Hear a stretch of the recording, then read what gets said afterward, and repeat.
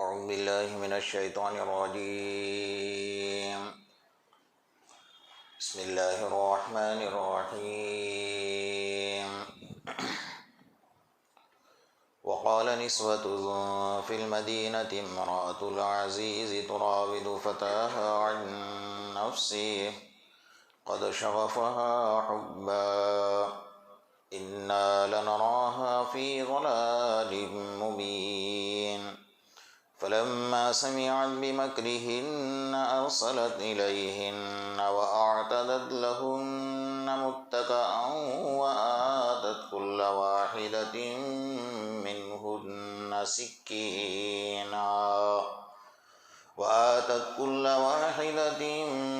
منهن سكينا وقالت اخرج عليهن فلما رأينه أكبرنه وقطعن أيديهن وقلن حاش لله ما هذا بشرا إن هذا إلا ملك كريم. صدق اللہ المولانا العظیم.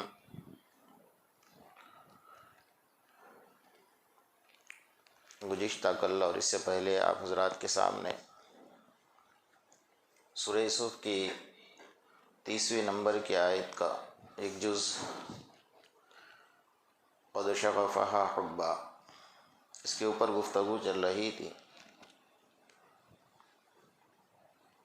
کہ جو بندے اللہ تبارک و تعالیٰ سے دل سے محبت کرتے ہیں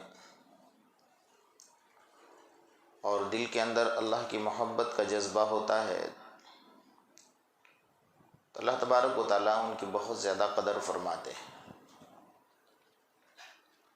کیونکہ اللہ تبارک و تعالیٰ کی نظر انسان کے دلوں پر ہوتی ہے، انسان کے حال پر ہوتی ہے.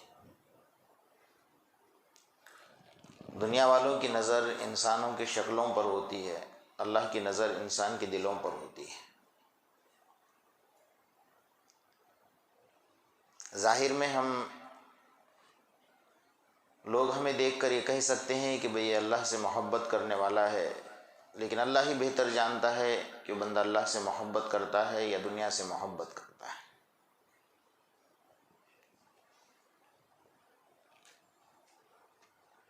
اللہ سے محبت جنت کا ذریعہ ہے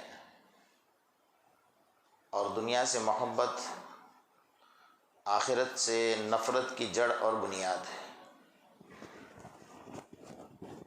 حب الدنیا کراہیت الموت، جس کے دل میں دنیا کی محبت ہوتی ہے وہ موت سے بہت ڈرتا ہے، اور جس کے دل میں اللہ کی محبت ہوتی ہے وہ موت کا انتظار کرتا ہے، اس لیے کہ وہ تیاری کر کے بیٹھا ہوتا ہے کہ مجھے میرے اللہ سے ملنا ہے.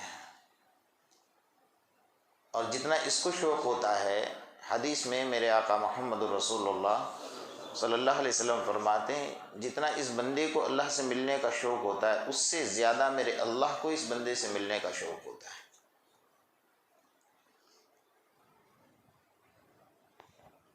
یہ محبت جو ہے ایک ذریعہ ہے اللہ سے ملاقات کا، اور صحابہ کرام مکمل درجے پر اس چیز کو پہنچ کر انہوں نے حاصل کیا تھا، چاہے اس کے لیے انہیں جو کچھ کرنا پڑے، اپنے خاندان کو خیر بات کہنا پڑے، اپنے اہل و عیال کو چھوڑ دینا پڑے، اپنے مال اور دولت کو قربان کرنا پڑے، سب کچھ کر دیا، لیکن اللہ اور اس کے رسول کے محبت کو حاصل کر کے رہے. اس لیے تو اللہ تبارک و تعالیٰ نے قرآن میں اعلان کیا وَكُلًّا وَعَدَ اللَّهُ الْحُسْنَى رضی اللہ عنہ ورضوا عنہ رحماء بینہم. قرآن نے ہر جگہ پر اعلان کیا اشداء علی الکفار رحماء بینہم تراہم رکعا سجدا، کہ میں ان سے راضی ہو چکا ہوں، انہوں نے مجھے راضی کر دیا ہے.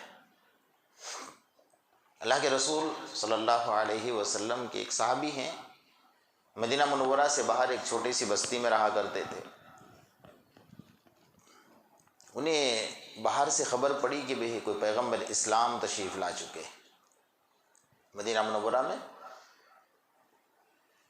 تو راتوں رات انہوں نے سفر کیا اور مدینہ منورہ پہنچے صبح میں. اللہ کے رسول صلی اللہ علیہ وسلم کے چہرے انور پر نظر ڈالی تو دیکھتے ایک اللہ کے رسول صلی اللہ علیہ وسلم کے چہرے کا جو رعب تھا اور آپ کے چہرے کی جو رونق تھی اور آپ کی شفقت اور رحمت تھی، دیکھ کر مرعوب ہو گئے. اور اللہ کے رسول صلی اللہ علیہ وسلم کے ہاتھوں پر انہوں نے کلمہ پڑھ لیا، لا الہ الا اللہ محمد الرسول اللہ صلی اللہ علیہ وسلم.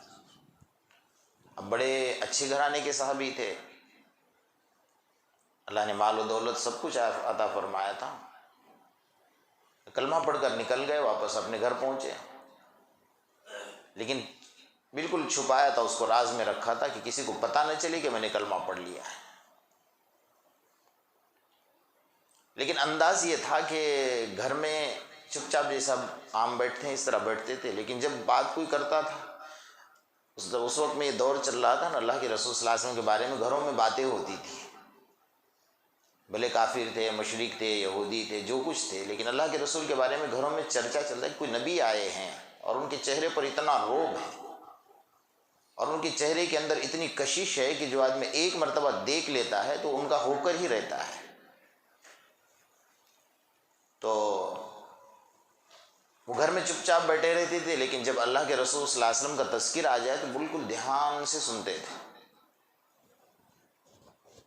تو سب نے دیکھا کہ معاملہ کچھ نہ کچھ ہے، کہ اتنا دھیان سے جب اللہ کے رسول کا نام آتا ہے تو بہت دھیان اور توجہ سے سنتا ہے. تو ایک دن ان کے چچا سے رہا نہ گیا، کہا کہ بیٹا تم نے کلمہ پڑھ لیا ہے، تم نے محمد کے دین کو قبول کر لیا ہے؟ کہا جی ہاں کر لیا ہے.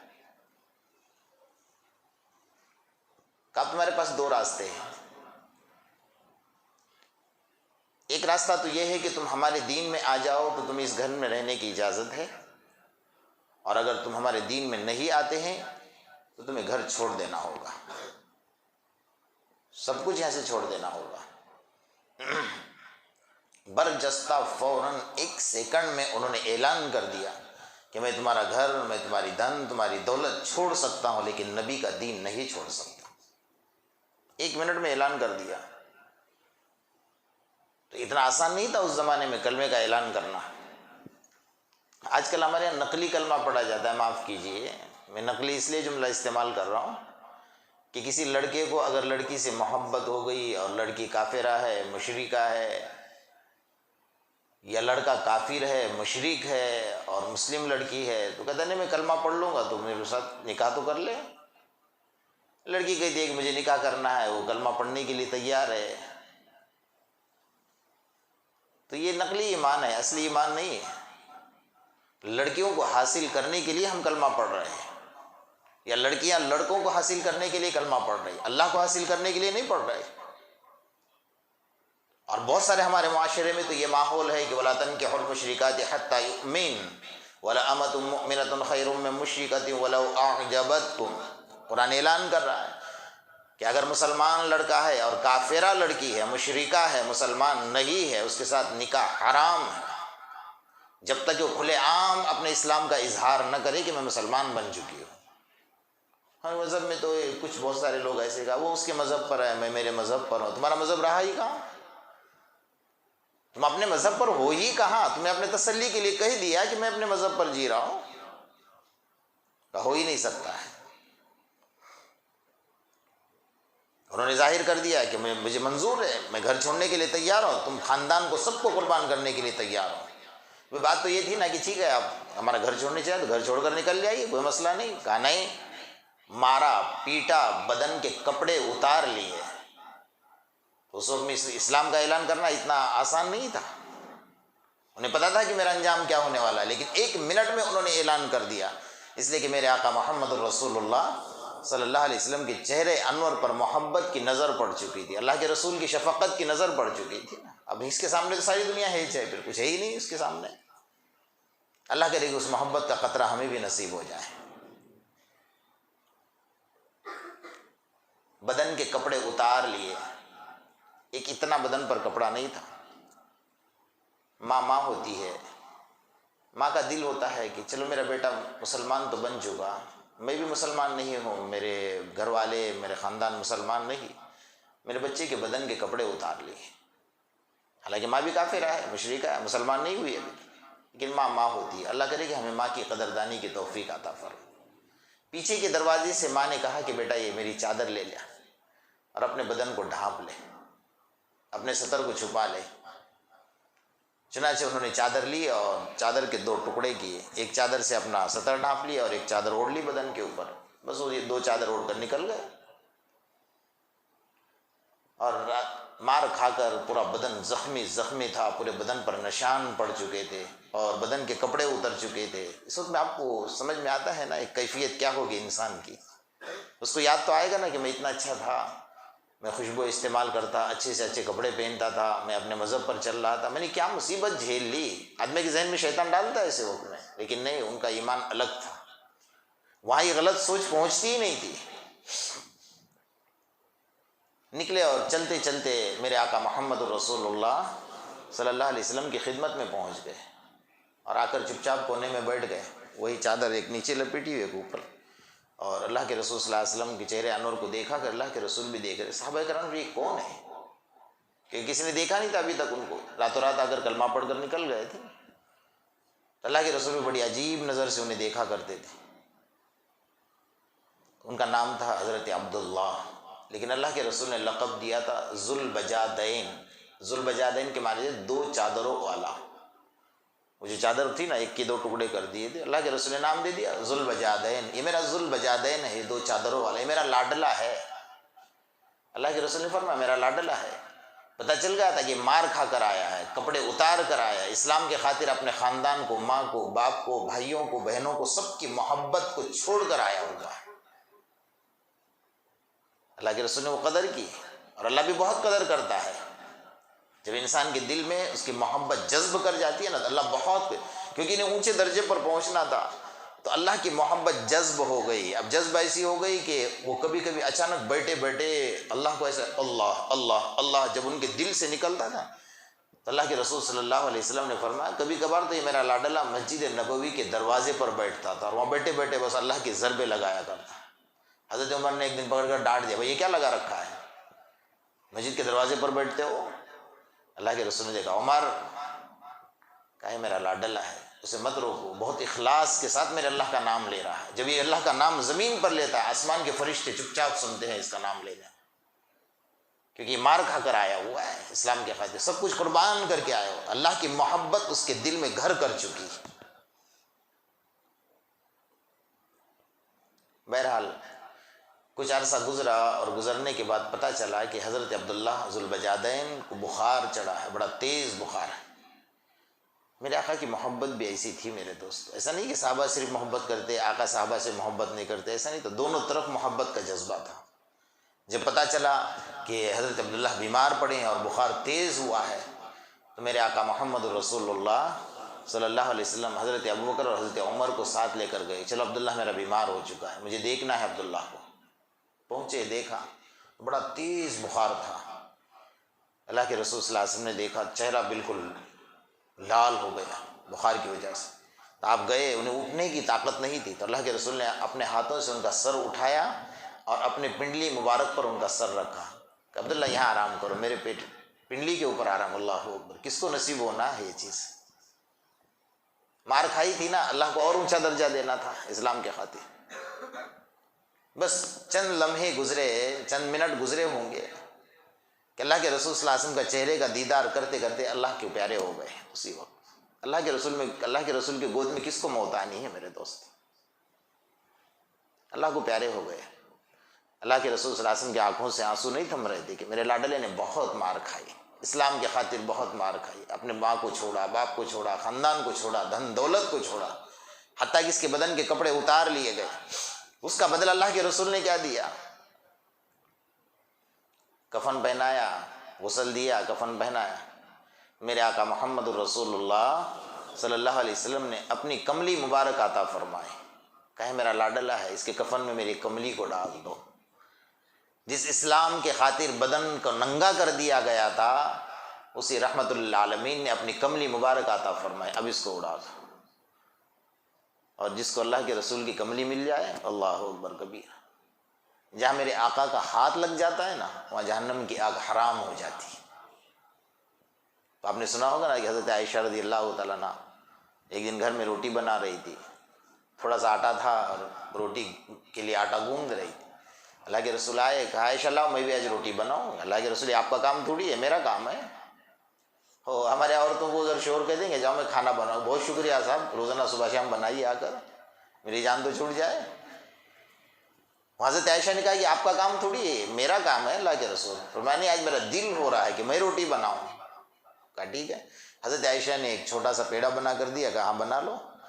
اب حضرت عائشہ نے روٹی بنائی، اللہ کے رسول صلی اللہ علیہ وسلم نے بھی روٹی بنائی۔ حضرت عائشہ نے توے کے اوپر روٹی ڈال دی، اللہ کے رسول نے ڈال دی۔ حضرت عائشہ کی روٹی پک کر تیار ہو گئی، اللہ کے رسول کی روٹی کچی کچی رہ گئی۔ حضرت عائشہ نے مذاق مذاق میں کہا کہ دیکھیے مردوں کا کام نہیں، آپ کی روٹی تو کچی ہے، میری روٹی تو الحمدللہ پک کر تیار ہو گئی، اور آپ کی روٹی تو کچی کچی ہے۔ فرمایا عائشہ تجھے پتہ ہے جس چیز کو محمد کا ہاتھ لگ جاتا ہے اس کو نہ دنیا کی آگ چھو سکتی ہے نہ جہنم کی آگ چھو سکتی ہے۔ اگر قیامت تک چولہا سلگتا رہے گا، یہ روٹی کو چولہا سے یہ آگ سیک ہی نہیں سکتی ہے، روٹی بن ہی نہیں سکتی ہے، اس لیے کہ اس پر محمد کا ہاتھ لگا ہوا۔ یہاں تو پوری چادر مبارک چلی گئی اللہ کے رسول صلی اللہ علیہ وسلم، کفن دیا۔ آگے کی بات سن لو کان کھول کر، اللہ کرے کہ اللہ کے رسول کی محبت ہمارے دل میں آ جائے، میرے کو یہی محبت کام آئے گی اور کچھ نہیں کام آئے گا۔ میدان محشر میں جب پتہ چلے گا نا کہ کالے کملی والے کے ہاتھوں میں شفاعت ہے اور اس کے بغیر چارہ نہیں ہے، کچھ بھی کوئی راستہ ملنے والا نہیں، اس دن یاد آئے گا کہ اے کاش کہ دنیا میں اللہ کے رسول کی محبت میرے دل میں بسی ہوتی، اللہ کی محبت آج مجھے کام آئی ہوتی یہاں، وہاں کا پچھتانا کوئی کام نہیں آئے گا۔ جنازہ اٹھا، نماز جنازہ پڑھائی، اور قبر میں جنازہ رکھنے سے پہلے حدیث میں فرمایا کہ قبر میں وہ اترے جو اس کا قریبی رشتہ دار ہے۔ یہ حدیث کے الفاظ ہیں۔ ہمارے یہاں تو قبر میں اترنے ڈر لگتا ہے، امام صاحب کہاں ہیں، مؤذن صاحب کہاں ہیں، قبر میں اترو، وہاں آپ کو امام یاد آئے گا قبرستان میں۔ گھر میں بیٹی کا نکاح ہوگا، شادی کا کھانا ہوگا، بچے کا کھانا تو امام صاحب یاد آئیں گے۔ الٹی چال چلتی ہے امت، بس اللہ ہماری حفاظت فرمائے۔ یہ حدیث ہے کہ جس کا جو قریبی رشتہ دار ہے اس کو قبر میں اترنا چاہیے، جو بہت قریبی ہے۔ یہاں کون اترا؟ حضرت ابوبکر کھڑے ہیں، حضرت عمر کھڑے ہیں، جلیل القدر صحابہ کرام کھڑے ہیں، میرے آقا محمد الرسول اللہ صلی اللہ علیہ وسلم خود قبر میں اترے ہیں۔ اللہ اکبر۔ اور کہا کہ لاؤ میرے لاڈلے کو لاؤ، اور یہ بھی کہا کہ ان کا ادب کرنا، اپنے زبان سے کہا ان کا ادب کرنا، ادب کے ساتھ میرے ہاتھوں میں دے دو۔ حضرت عمر اس وقت میں حضرت ابوبکر فرماتے میں عمر کو دیکھ رہا تھا کہ عمر کپ کپا رہے تھے، اور بار ان کے آنکھوں کے آنسو نہیں تھم رہے تھے، اور یہ سوچ رہے تھے کہ اے کاش کہ آج محمد کے ہاتھ میں عمر کا جنازہ ہوتا، آج محمد کے ہاتھ میں عمر کا جنازہ ہوتا، کہ اللہ کے رسول کے ہاتھ لگے اور میرا جنازہ چلا تھا۔ اس سے بڑی کیا نعمت ہونی ہے انسان کے لیے کہ اللہ کے رسول قبر میں اتر جائے اور جنازے کو ہاتھ لگائے، اور اللہ کے رسول یہ فرمائے کہ میرے لاڈلے کا ادب کرو اور اس کو ادب کے ساتھ میرے ہاتھوں میں دے دو۔ یہ ایسا ہی درجہ نہیں ملتا ہے میرے دوستو، ایسا ہی مقام نہیں ملتا۔ وہ حضرت اویس قرنی رحمۃ اللہ علیہ اللہ کے رسول کا زمانہ پایا، لیکن ماں کی خدمت کی وجہ سے اللہ کے رسول سے ملاقات کے لیے گئے، لیکن اللہ کے رسول سفر میں تھے، پتہ چلا کہ آپ نہیں ہیں، بس سلام کہا اور عرض کیا کہ کہہ دینا کہ اویس قرنی آئے تھے، ان کی ماں بڑی بوڑھی ہے، خدمت کرنے والا کوئی ہے نہیں، اس لیے میں رات رک نہیں سکتا ہوں۔ تو میں چلا واپس، سلام پہنچا کر چلے گئے۔ صحابی نہ بن سکے اس لیے کہ سامنے ملاقات نہیں ہوئی تھی، دور تو پایا تھا، لیکن درجہ کیا پہ آیا؟ حضرت عمر کو کہا حضرت کہ اویس قرنی سے جہاں بھی تمہاری ملاقات ہو نا، میرے امت کی مغفرت کی دعا ان سے کروا لینا۔ اللہ، کیوں یہ درجہ دیا گیا؟ حضرت عمر جب حج میں گئے، بڑا قافلہ تھا، اعلان کیا بھائی قرن کے لوگ کہاں ہیں؟ کہا یہ ہے، کھڑے ہو گئے، کہا تمہارے اندر اویس کون ہے؟ وہ تو بدھو ہے ایک نمبر کا۔ کہاں بڑے بدھو ہے، مجھے اس سے ملنا ہے۔ بھائی ہمارے جو جانور تھے یہ جانور چرانے کے ادھر پہاڑیوں میں نکل گیا ہے، جو سفر کے جانور تھے لے کر آئے ہوئے، وہاں پہنچے، حضرت علی بھی ساتھ میں تھے، تو دیکھا کہ ایک ہاتھ میں لاٹھی لے کر یہ تو جانور چرا رہے ہیں۔ پوچھا کہ تمہارا نام کیا ہے؟ کہا میرا نام اویس ہے۔ قرن کے رہنے والے کو کہا ہاں۔ تو اللہ کے رسول صلی اللہ علیہ وسلم نے نشانی بتائی تھی، اللہ کے رسول نے دیکھا تو نہیں تھا نا سامنے، نشانی بتائی تھی کہ وہ بدن میں پستہ قد ہوگا، اس کا رنگ سرخی مائل ہوگا، اور اس کے پیٹھ کے اوپر ایک ابھرا ہوا حصہ ہوگا، وہ ہوگا میرا اویس۔ یہ نشانی بتائی۔ حضرت عمر گئے اور جا کر کہا کہ کرتا اٹھاؤ۔ کیوں بھائی آپ میری انکوائری کرنے آئے ہو؟ انہیں پتہ ہی نہیں تھا کہ حضرت عمر ہیں، ملاقات تو نہیں ہوئی تھی نا، یہ پتہ ہی نہیں تھا کہ حضرت علی ہیں۔ کہا تمہارا نام اویس ہے؟ کہا کرتا اٹھاؤ۔ کیوں اٹھاؤں گا؟ حضرت علی نے دھیرے سے کان میں کہہ دیا کہ وہ امیر المومنین عمر فاروق ہے، تو کانپ گئے، فوراً گھبرا گئے، ادب کے خاطر، ڈر کی خاطر نہیں، ادب کے خاطر۔ عمر آپ امیر المومنین؟ حضرت عمر کہا نہیں، گھبرانے کی ضرورت نہیں ہے۔ حضرت عمر کی آنکھوں سے آنسو نکل رہے تھے۔ کہا میرے آقا نے فرمایا کہ نشانی دیکھو، یہ نشانی ہوگی، اور آقا کی بات ختم ہو گئی، بات پتھر کی لکیر ہے۔ انہوں نے کرتا اٹھایا تو دیکھا پیچھے پیٹھ پر ایک ابھرا ہوا حصہ تھا۔ حضرت عمر حضرت علی ادب سے کھڑے ہوئے، کہا دعا کرو امت کے لیے کہ اللہ امت کی مغفرت فرما دے۔ میں کیوں دعا کروں گا؟ عمر آپ کا مقام کیا ہے؟ اب اللہ کے رسول کے خلیفہ ہو، اللہ کے رسول نے آپ کو اتنا قریب بنایا ہے، قرآن کی کئی آیات آپ کے کہنے کے مطابق آسمان سے اتری ہیں، آپ کا درجہ کیا؟ میں نے تو اللہ کے رسول کو دیکھا بھی نہیں ہے۔ کہا نہیں دیکھا، لیکن اللہ کے رسول نے حکم دیا کہ اویس سے جہاں بھی ملاقات ہو میرے امت کی مغفرت کی دعا ان سے کروانا۔ صحابہ کرام پہنچتے تھے جہاں، یہ محبت تھی میرے دوستو۔ اللہ کرے اس محبت کا کچھ قطرہ ہمیں بھی نصیب ہو جائے۔ اور یہی چیز میں جو اس طرح زیادہ اس پر آپ کے سامنے وضاحت کے ساتھ بات اس لیے کر رہا ہوں کہ کچھ نہ کچھ محبت ہمارے دل میں اتر جائے، یہی کام آئے گی آپ کو موت سے لے کر میدان محشر تک، جو ہمارے آخرت کی منزلیں ہے، قبر کی منزلیں، حالت نزا سے شروع ہوتی ہے، آخرت کی منزلیں سکرات کے عالم سے شروع ہوتی ہے، قبر کی منزل ہے، حشر کی منزل ہے، میزان کی منزل ہے، اور پل صراط کی منزل ہے۔ ان پانچوں منزلوں سے گزر کر ہمیں جانا ہے، اور پھر جا کر میرے آقا محمد الرسول اللہ صلی اللہ علیہ وسلم کے ہاتھوں سے جام کوثر پینا ہے۔ تو یوں تھوڑی ملنے والا ہے، یہ سارے مراحل سے گزرنا ہے ہمیں۔ تو اللہ کے رسول صلی اللہ علیہ وسلم کے یہ لاڈلے تھے جنہوں نے اپنی ساری زندگی کھپا دی محبت کے اندر، اور اس کا حق ادا کیا۔ لا یؤمن احدکم حتی اکون احب الیہ من والدہ وولدہ والناس اجمعین۔ اولاد سے، ماں باپ سے، مال اور دولت سے سب سے زیادہ ہمیں محبوب تھے محمد الرسول اللہ صلی اللہ علیہ وسلم، اور اللہ کی ذات ہے۔ بس یہ محبت ہے ہمارے لیے، اور اس سے بڑھ کر کوئی محبت ہی نہیں۔ وہی محبت میں جب گرفتار ہو گئے اور محبت کا تاج ان کے سروں پر چڑھ گیا، دنیا کی نفرت ہو گئی۔ دنیا کے بڑے بڑے بادشاہوں کو کتے کی نظر سے دیکھتے تھے، فرمایا کتا ہے ہماری نظر کے اندر، یہ دنیا کا بادشاہ ہے، دنیا کا ہوس خور ہے، اور بڑی بڑی بادشاہوں کی طاقت ان کا کچھ نہیں بگاڑ سکتے، اس لیے کہ محمد کے غلام کا تاج لے کر چلتے تھے۔ ان میں اور ہمیں یہ فرق تھا۔ مرد عورتوں کا کیا حال تھا اس زمانے میں؟ ایک صحابیہ تھی، بڑی خوبصورت تھی، بڑے حسین جمیل تھی، اللہ نے اچھے گھرانے میں نکاح کرا دیا۔ وہ صحابی بڑے خوبصورت تھے، اور اللہ نے مال دولت دنیا کا ہر آسائش اور آرام اور راحت کا سامان دیا۔ دونوں میں کافی بڑی محبت بھی تھی۔ ایک دن صحابی جب گھر آئے تھکے تھکائے تھے تو کہا مجھے پانی پلا دو۔ تو صحابیہ پانی لینے کے لیے گئی، اتنی دیر میں ان کی آنکھ لگ گئی، تو بیچاری پانی کا گلاس لے کر کھڑی رہی سرہانے کے پاس، اور جب تک کہ ان کی آنکھ نہیں کھلی ہاتھ میں گلاس لے کر کھڑی رہی۔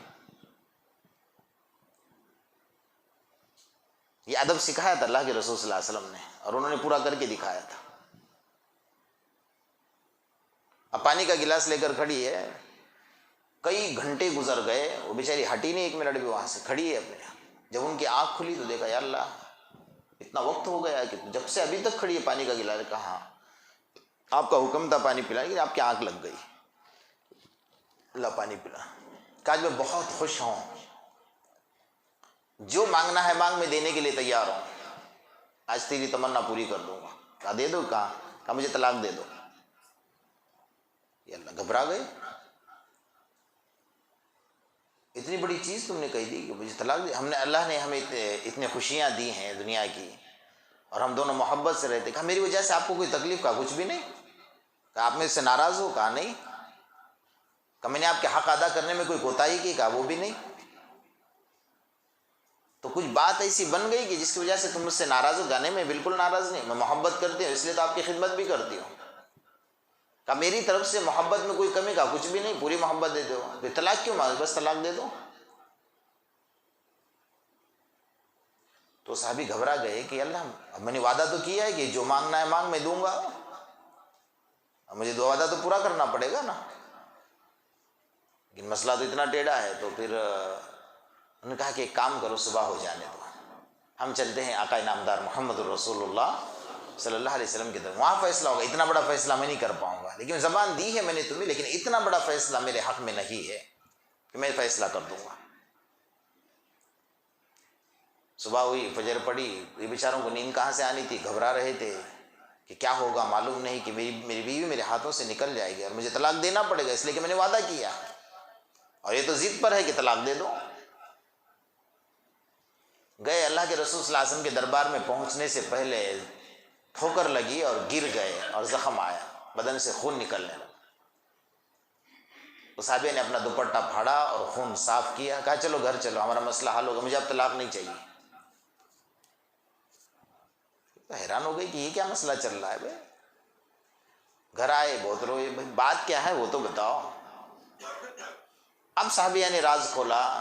کہا میں نے تمہاری زبان سے سنا تھا کہ تم نے یوں کہا تھا کہ آقا انعامدار محمد الرسول اللہ صلی اللہ علیہ وسلم نے فرمایا ہے کہ جس سے اللہ راضی رہتا ہے یا جس سے اللہ محبت کرتا ہے اس کے اوپر جیسا پہاڑی سے پانی جیسا اترتا ہے نا تیزی کے ساتھ، ایسا اس کے اوپر مصیبتیں آتی ہیں دنیا کے اندر کہ وہ مصیبت میں گرفتار رہے اور اللہ کو یاد کرتا رہے.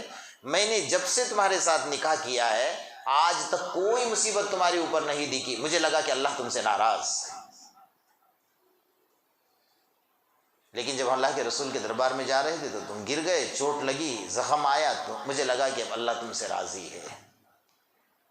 ان عورتوں کی سوچ یہ تھی اس زمانے کی کہ مجھے تمہارے نکاح میں نہیں رہنا اس لیے کہ اللہ تم سے ناراض ہے. وہاں دھن دولت نہیں دیکھی جاتی تھی، وہاں عیش و آرام نہیں دیکھا جاتا تھا، وہاں سکون اور اطمینان نہیں دیکھا جاتا تھا. آج تو ہمارے یہاں ماشاءاللہ نکاح سے پہلے سب کچھ دیکھتے ہیں. کیا کیا ہے آپ کے پاس؟ فلیٹ ہے، کہاں ہے، بنگلہ ہے، 4 ویلر گاڑی ہے، 2 ویلر گاڑی رات میں گھومنے پھرنے کے لیے ہے، جی سب کارخانے ہیں. بزنس کیا ہے، کاروبار کیا ہے، نوکری کیا ہے. کوئی باپ ایسا نہیں ہے کہ وہ یہ پوچھنے کی ہمت کرے کہ تمہارا بیٹا 5 وقتہ نماز کا پابند ہے کہ نہیں ہے. کوئی باپ پوچھنے تیار نہیں. تمہارے بیٹے کے چہرے کے اوپر سنت رسول زندہ ہے یا نہیں ہے، کوئی باپ پوچھنے کے لیے تیار نہیں. تمہارا بیٹا کچھ عادی ہے کسی نشہ والی چیز کا، جھوٹ بولنے کا عادی ہے، کچھ کوئی چیز نہیں پوچھتے. آخرت سے جتنے تعلقات رکھنے والی چیزیں ہیں نا اسے کوئی نہیں پوچھتا ہے. دنیا سے جتنے تعلق رکھنے والی سب پوچھ لیتے ہیں. ابھی میں کچھ دن 1-1.5 مہینہ پہلے میں بنگال گیا ہوا تھا. غریب گھرانے کی لڑکی سے نکاح ہوا. 3 لاکھ روپے انہوں نے رقم جوڑے کی مانگی تھی کہ نکاح کے بعد تمہیں 3 لاکھ روپے دینے پڑیں گے. اب اس کے باپ کی حالت تھی کہ وہ بیچارہ سائیکل پر مزدوری کرنے جاتا ہے.